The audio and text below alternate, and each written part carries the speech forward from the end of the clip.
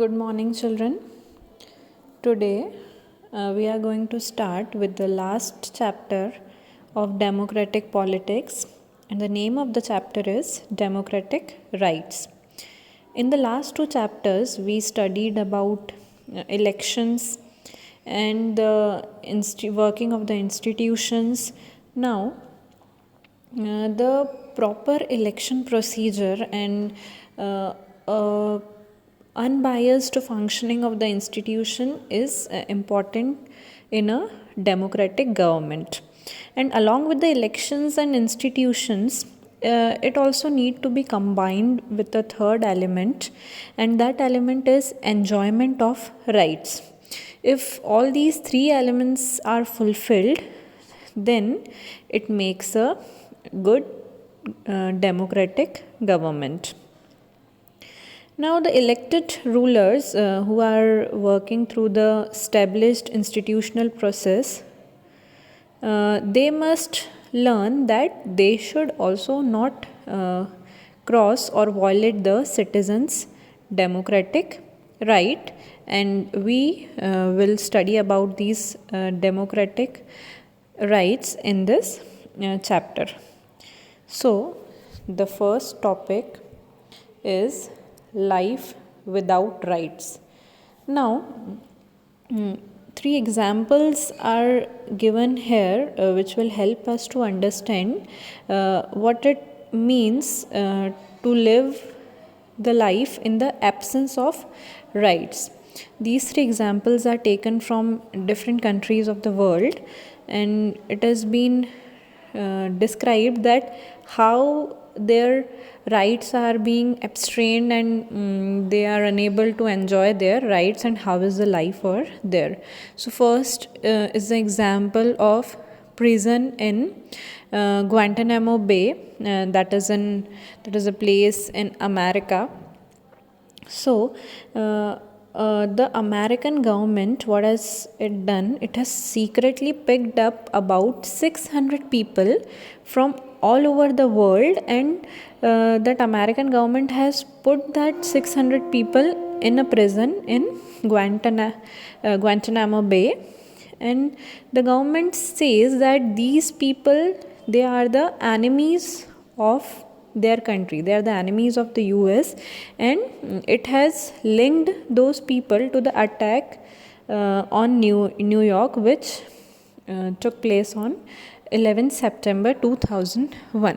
Though the US government does not have any kind of proof against them, or it has not filed any case against them, it has no legal right to arrest them, but still it has arrested 600 people secretly, and all those people are put in a prison in Guantanamo Bay.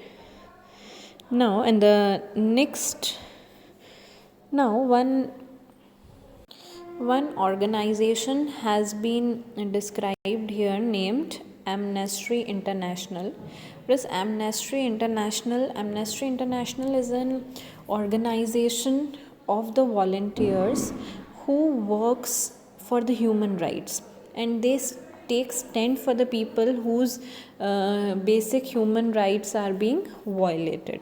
So these Amnesty International, when it came to know about the situation of the people, these 600 people who are living in the prison in this Guantanamo Bay, so they tried to collect all the information about the condition of the prisoners, and reported that the prisoners were being tortured badly by the US laws, and they were being denied the treatment that even prisoners of war must get according to the international treaties. There are some norms being fixed that people should be treated, a minimum standard or a way of behavior is being fixed, that how the people in the prison should be treated, and the prisoners in the US are not even given that treatment. They are being tortured badly, and the prisoners even tried to do hunger strike to attract the attention and prisoners are not even being released after they are declared that they are not guilty. It has been declared that they are not guilty in the New York attack of 2001, but they are still not released. Now, so, and the UN, the United Nations Secretary General, he has also said that the prison in Guantanamo Bay, it should be closed down because it secretly keeps people and tortures them. But the US government has refused even to accept these orders also. So, in through this example, we see that how the in different countries, no people are not enjoying the basic human rights. They are being captured, secretly picked up without any permission or without any prior notice, and they are being put up in the jail. Though they are not guilty, they have to face so much torture. So it is the violation of their basic democratic or human rights. Now, next is the example of citizens in Saudi Arabia. So, the country in Saudi Arabia, the position of the citizens with regard to their government, what is the position of the citizens, it has been described here. So, few points I'll tell you that the country Saudi Arabia is ruled by a hereditary king. There is no council of ministers or CM or PM like we have in our country. It is being ruled by the king, and the people have no role in electing or changing their rulers. The role of the people is nil or zero. The kings are hereditary, one after the other. The father will be the king, then his son, and the hereditary will go on. And the kings only, who are the kings, they themselves selects their legislature as well as their executive. There is no role of the common citizens. Now, and the citizens, they even cannot form their own political parties or any other political organization. They are not allowed to make any such things, and there is no freedom of religion over there. Every citizen is required to be a Muslim, and those who are non-Muslims, they can follow their religion but only in private. They cannot publicly organize some religious functions or cannot practice their religion in public. And the women over there, they are also subjected to many public restrictions, and the testimony or the value of one man is considered to be equal to two women. Means there is a lot of discrimination between men and women. Now, not only in the case of Saudi Arabia, but there are many countries in the world where such conditions exist.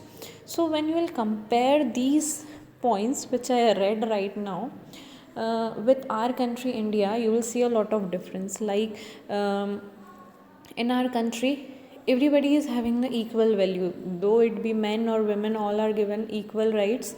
Unlike Saudi Arabia, in our country there is freedom of religion, whereas in Saudi Arabia there is no freedom of religion. In our country, people can form political parties or any political organizations.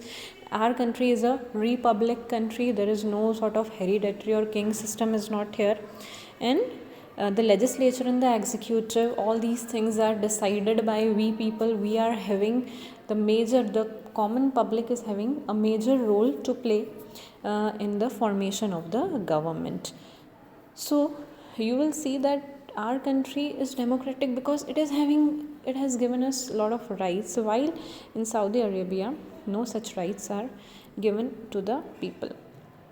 Now, one more example of ethnic massacre in Kosovo is given. Now, this is the story we are going to read, or the incident we are going to read about the ethnic massacre in Kosovo. So, Kosovo, not even being an absolute monarchy, such a story or incident happened in Kosovo. This is a really surprising thing. So, what actually was Kosovo? So, Yugoslavia, it was a small province before it was splitted, and the population there, it was overwhelmingly ethnic Albanian. But the Serbs people, there's a community Serb, they were in majority in the country. And once a very narrow minded sort of Serb nationalist, Milosevic, he won the elections over there, and his government was very much hostile to the Albanians, and he wanted that only Serbs should dominate the country. And many Serb leaders, they also thought that ethnic minorities like Albanians should either leave the country or they should accept the dominance of the Serbs. So though Kosovo is a democratic country and elections takes place over there, but still some of the powerful communities are not giving the people proper rights, and they are trying to dominate over the other people. Though it is, when you compare this situation also with our country India, you will see that no one is trying to dominate over the other. Here every political party, all the minority groups or the majority groups, whatever, whoever religion or whoever people community are living over here, they are having equal rights, and no one is trying to oppress any other community. So this shows us that not only being a democratic country by the name is not important. Some parameters or some qualities or some characteristics are important, and they should be followed in the country, and then only the country becomes democratic. And the democratic rights are the basic requirement, they are the basic principles for a country to become a democratic country in a true or actual manner. Now the next topic which we are going to take is rights in a democracy. Now when you will think about all the above examples which we discussed right now, about the prison of Guantanamo Bay, or the rights in Saudi Arabia, or the condition of the Kosovo, just try to put yourself in that position and think for once that what would you have wished or done if you lived there. If you could, what would you do to ensure that such things do not happen with anyone? So you will definitely want a system which should be secure, it should give proper dignity, and fair play or an equal opportunity is assured to everyone. And if you would also want that no one should be arrested without proper reason or information. We saw that in that 600 prisoners, they were being secretly picked up without, they were also not knowing that what was their crime or what they have done. So this should not happen. If someone is arrested, a proper reason should be there, a proper information should be there, and if someone is arrested also, then he or she should have a fair chance to defend themselves. And one has to reasonably one has to be reasonable in what one expects and demands everyone else. Now rights in a democracy, we all want to live happily without any fear, and without being subjected to bad treatment. And for this thing we expect others to behave in such a way that also does not harm us or hurt us. So equally our actions should not harm or hurt others also. So first we will understand that what actually are rights. We will try to understand about rights, and then we will further expand or understand the topic. So right are actually the claims of a person over other fellow beings, over the society, and over the government. So just try to remember this definition, that rights are the claims of a person over, it is the legal entitlement. Claim actually means legal entitlement that a person has over other fellow beings who are living in the country. It has over the society and also the government. Now I have already told you that in a democracy we all want to live happily without fear, and we tries to live without being subjected to degraded treatment. And for this we should also behave in the same manner, and we expect others to also behave in the same manner.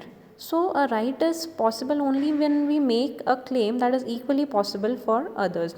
You cannot have a right that harms or hurts others, and you also cannot have, like, you cannot have a right to play a game in your colony and that would break other person's window and you will say that is your right.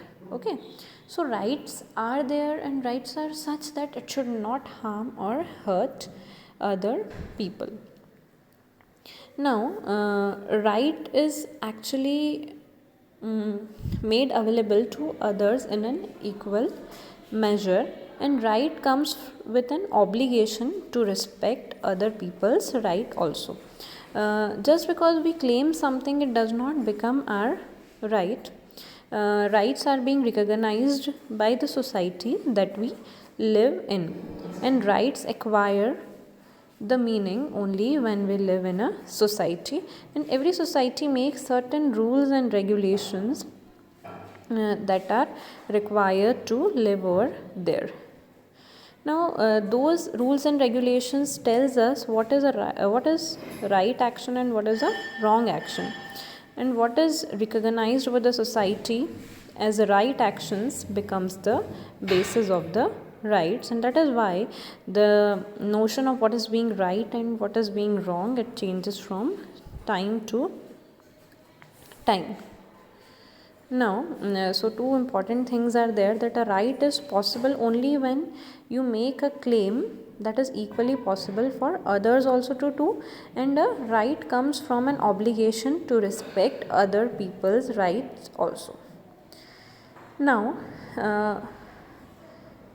this also I have told you that what is recognized by the society as rightful action or right thing becomes the basis of the rights, and that is why the what is right and wrong, the notion of right and wrong, it keeps changing from time to time and society to society. Now any claim does not become a right, so any claim can be called a right if it has three qualities. Now what are those three qualities? The claim should be reasonable. Any claims become a right when it is reasonable. Okay, the claim should be recognized by the society,